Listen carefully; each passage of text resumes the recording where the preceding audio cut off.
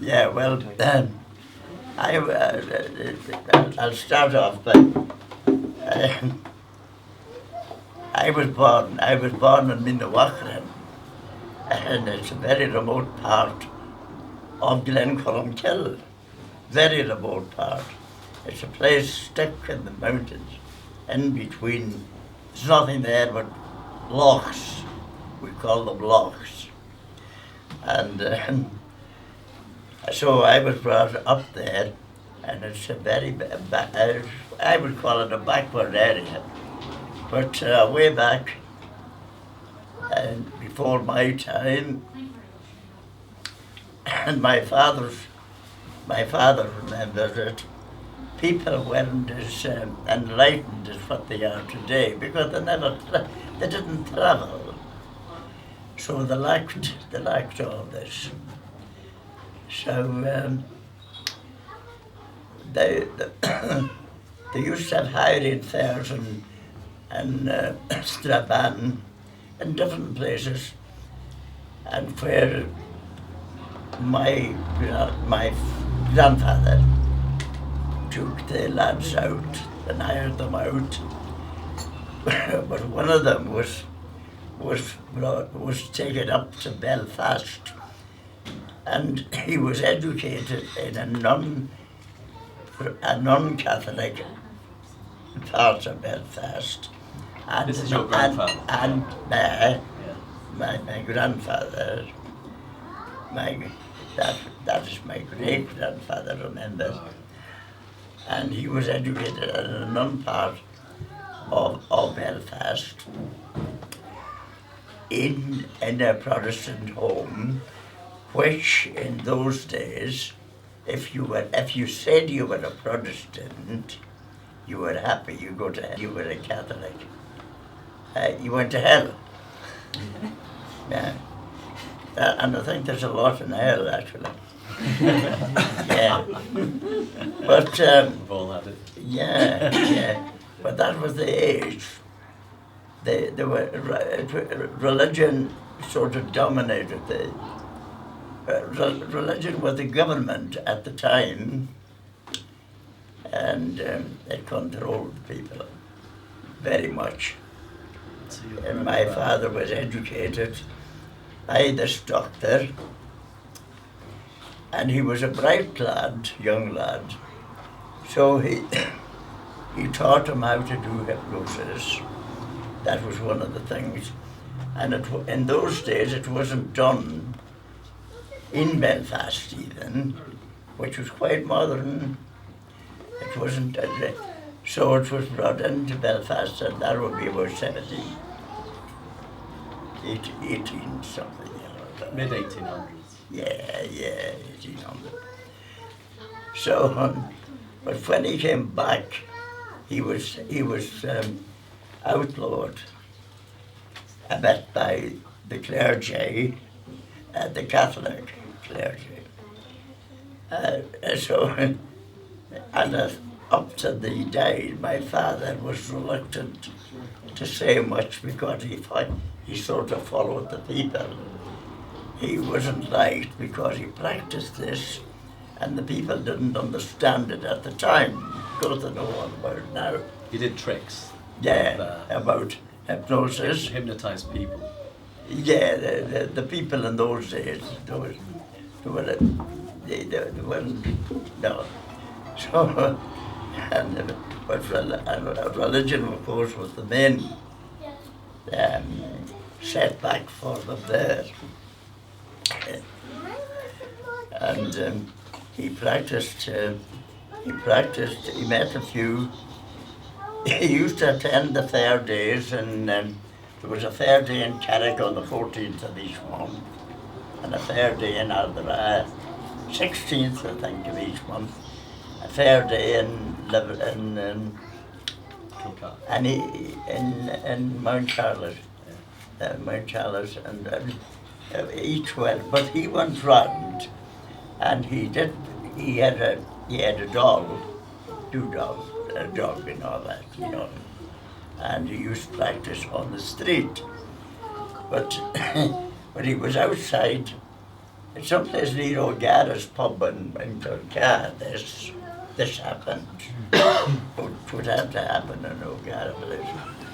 So this fella was on the window at the top, and he was making a fool of my great grandfather, saying that he was all wrong, he was fooling the people. And he said, so he says, you know, you won't say that very long because now you have a goat's head. You have a goat's head, and you will not get your head through that window. And which was true. So he was stuck with horns. He imagined it, of course. He was stuck with horns. But the people imagined. No, he must have been, strange, isn't it? But this has happened. I know that. You see, this is 100%. There's no exaggeration. Because my Auntie Betty was, she was only young, 14, but she remembered him. Yeah, and my father remembered all. He used to do the practice at home. It was 2 dolls, and he had a white stick and all that, and he practiced. And before the market day, before the carriage, Orglan, Kilcar also, the 26th of the month, they had the market day, which used to be very, very busy.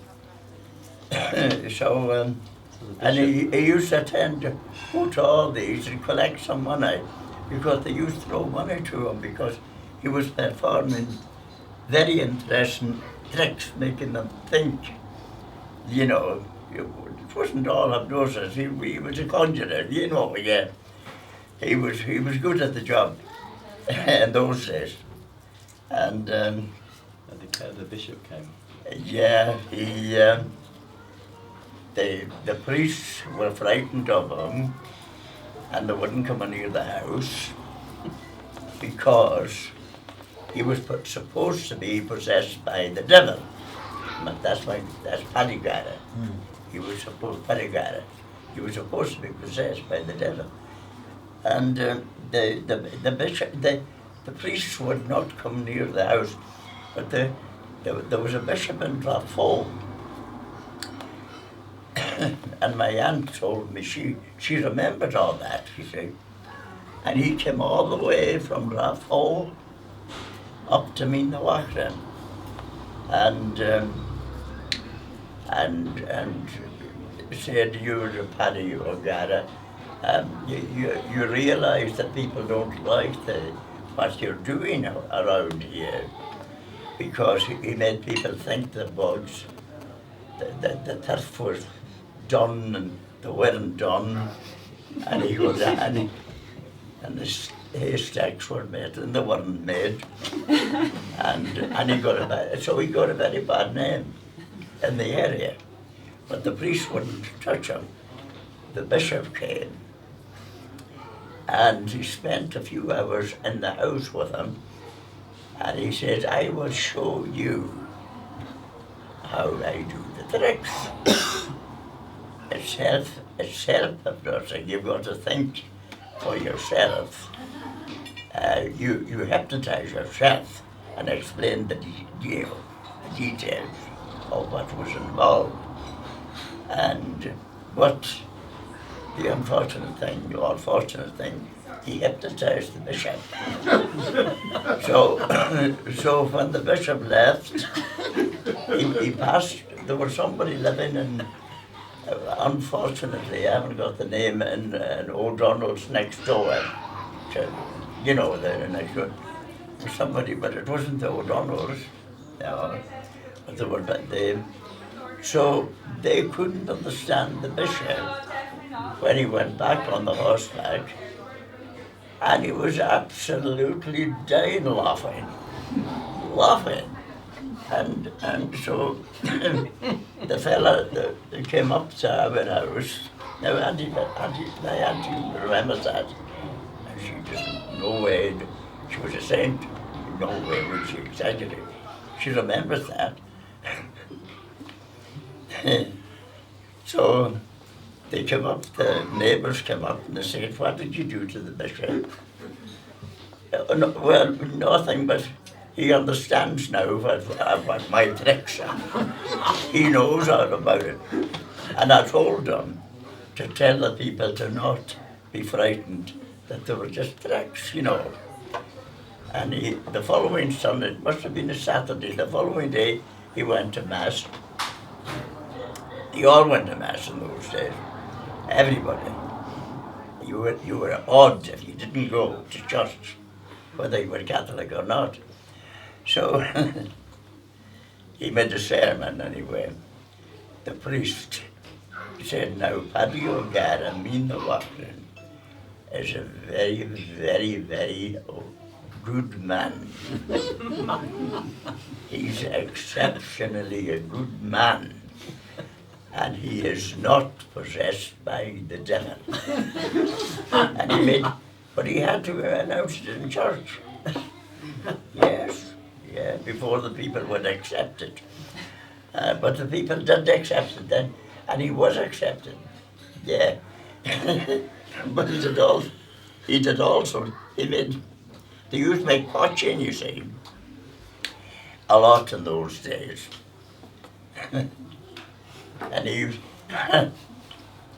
did also, they didn't want to go home in the morning then, they were all drunk, you know, with potching.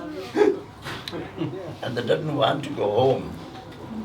But he said the Glen Sea is coming now, and these are facts. Oh yeah, that's not a hearsay. That's not hearsay. Oh, they overstayed the welcome in the house. Oh yeah, yeah. They wanted them to leave. So. Yeah, yes. So, he said the sea's coming in. Anyway, he They all left then. And the sea. Oh yeah. You see, they imagined that the sea. He said, you can hear the sea coming now, and I'll tell you where the sea is now, and you will have time to go. And they could actually hear it. Everybody in the house. And it's miles from the sea. Like, they could hear the waves it's like 1,000 feet passing the high. door. Land. Wasn't there at all? Yeah. But the flood, the thought of going to get down. Everybody left the house. I mean the Wachran. That's me the Wachran. Yeah. Oh yeah, and that actually happened. And then the police came up one time. Oh well, He he was. hypnotised the police. Yeah, And the next door neighbour was a man called John Wosie, who was a composer of tunes. Yeah. And he composed a few tunes related to these stories. Michelle might just play Yeah, the frightened policeman, because the police were terrified. Want to play it? that's right. Yeah. Yeah, Yeah. you can play that. Didn't they make the sea come in so the police? Oh weren't yes, away? yeah. So Oh yeah. So the next door neighbour composed. John Wosie. But But even my aunt thought that she could hear the sea. Mm. I said, you imagined it? No, oh no. But they really thought, see, yeah, So yeah. Where did you get But the everybody fled, run. So Moses only part of the sea, Away. but Paddy made it come to Minor Away into Glen, away across the mountains to Stanley. Everybody ran, they were like, oh yeah, that the sea was going to follow them, you know. There was no sea at all. The frightened policeman. yeah. That's it's a kind right. of Yeah. composed. Yeah, by- you can play that. That's the name. John Mosey. And it kind of He describes. composed the music because of all that. Yeah. Yeah. Like it kind of doesn't make a lot of sense. But where did you get it? Eddie's brother, Paddy, who died in '94, he was a fiddle player and he played all the tunes associated with these stories. And he lived in Bolton, so we used to visit him in Bolton and pick some tunes up. He was alive. Bolton, Manchester. He's a frightened policeman.